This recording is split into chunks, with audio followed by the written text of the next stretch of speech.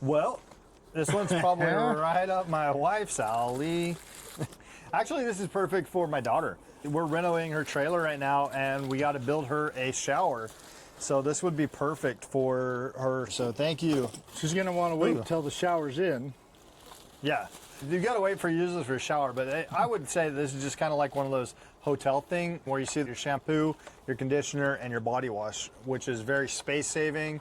It just attaches to the wall. You got a couple things. You can stick it to the wall or you can screw it. We're definitely going to stick it to the shower wall and mount it that way. But pretty easy. Nice. What's it say on there? Shampoo, body wash, and conditioner. Now, some of you might be thinking that I don't use shampoo or conditioner.